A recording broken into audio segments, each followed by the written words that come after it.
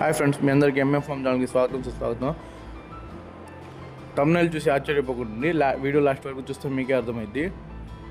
ఈరోజు నా terrace garden video పెడదామని మొక్కలకి నీళ్ళు వేసుకుంటూ వీడియో తీసుకుంటున్నా. ఇంట్లో మా వాడు వచ్చాడు పైకి. ఊళ్ళో ఉన్నాడు రా బిల్డప్ బాబాయ్ అని. ఆడు వచ్చాడంటే పెద్ద తలనొప్పరా వచ్చేసాడు.